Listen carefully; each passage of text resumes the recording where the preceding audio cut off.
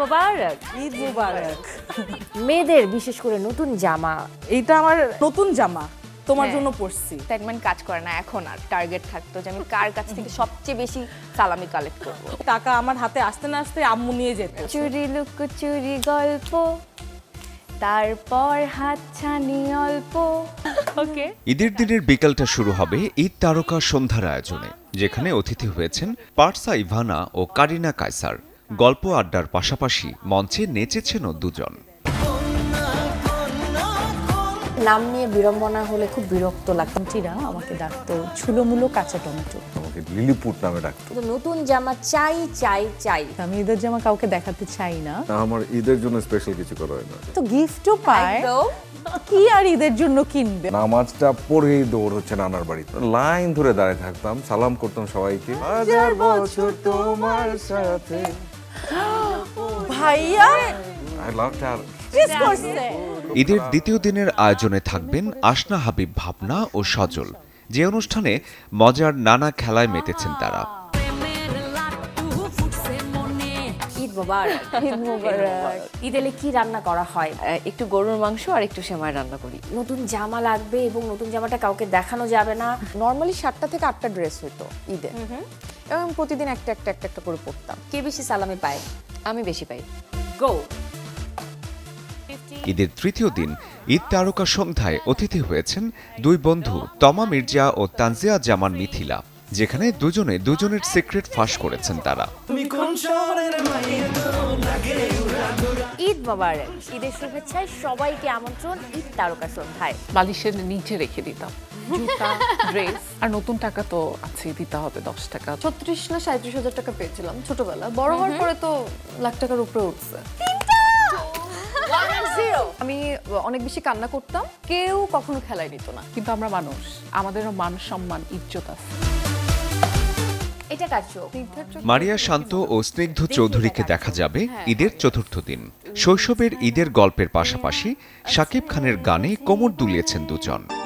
ও আমার বন্ধু গো, চিরসাথী পথ চলা,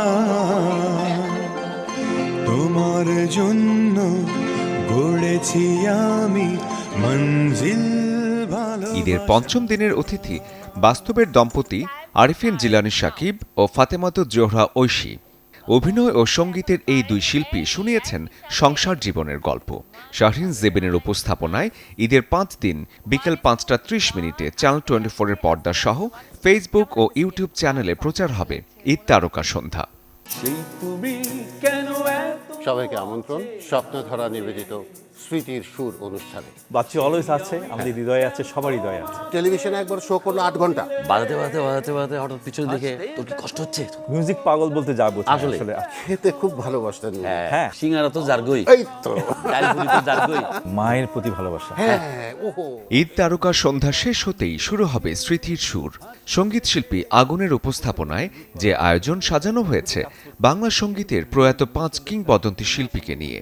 ঈদের দিন থাকবে ব্যান্ড তারকা আইয়ুব বাচ্চু। অনুষ্ঠানে তাকে নিয়ে গল্প করেছেন শিল্পী নকিব খান ও LRB'র সদস্য রোমেল। তার আগমন না ঘটলে আমি নিজেও আজমকে চিনতে পারতাম। বিশাল বিশাল গাড়ি নিয়ে বহন নিয়ে আসতেছে শোতে, উনি ঠিকই রিক্সায়। এবং গানের সময় যে এরকম এরকম এই প্রজন্মের যারা সেই আজম খানকে চেনে না কেন? তুই যে দরজা ভেঙে যে গান শুনছিস, তোর ছেলেকেই গান শোনাচ্ছিস না কেন? আমি তারে পেয়েও হারা 10টা সুপারম্যান দেখেছি, তার মধ্যে আজম চাচা। ঈদের দ্বিতীয় দিনে গল্প হয়েছে পপ সম্রাট আজম খানকে নিয়ে। গান শোনানোর পাশাপাশি এই কিংবদন্তিকে নিয়ে স্মৃতিচারণ করেছেন সঙ্গীত শিল্পী ফেরদৌস ওয়াহিদ ও লাবু রহমান। একদম ছোট্টবেলার শাফিন ভাইয়ের গল্প শুনতে চাই আমিন ভাই। ছোটবেলায় ছিল একদম চুপ, আমি ছিলাম খুব অস্বাভাবিক রকমের দুরন্ত। এয়ার গান নিয়ে গোলাগুলি করতেন। তুই কর আমি দেখি এরকম। তো ওদের একটা গ্রুপ ছিল পার্পল ওশন, না? Purple ocean. ওইখান থেকে সক্ষতা এবং এই যে মিউজিক্যাল জার্নি আমাদের। দেখেছি যে তোমায়, ওনাদের যে জেনেটিক্স, এই পরিবারের ছেলে কেন ভালো করবে না? ব্যক্তিগত জীবনটা কেমন ছিল? খুব অর্গানাইজ ছিল।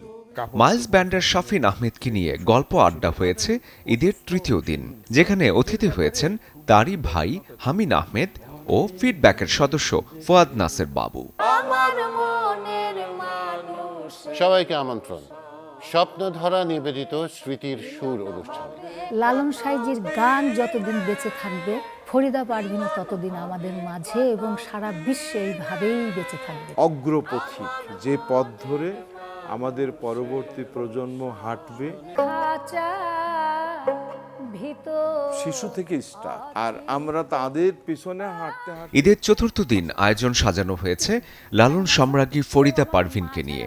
গল্প আর গানে তার সঙ্গীত জীবন তুলে ধরেছেন শিল্পী শফি মণ্ডল ও চন্দনা মজুমদার। অভিযোগ থাকলে তা লুকিয়ে রেখে বিরহ বাড়াবে শুধু সত্যি ঢেকে, হয়নি যাবার বেলা শুরুতেই সব কিছু। শেষ দিনের আয়োজন চাইম ব্যান্ডের খালিদকে নিয়ে। অনুষ্ঠানে তাকে নিয়ে গল্প করেছেন সঙ্গীত শিল্পী পথিক নবী ও গীতিকবি তরুণ মুন্সী। আগুনের উপস্থাপনায় ঈদের 5 দিন সন্ধ্যা 6টায় চ্যানেল 24-এর পর্দাসহ ফেসবুক ও ইউটিউব চ্যানেলে প্রচার হবে স্মৃতির সুর।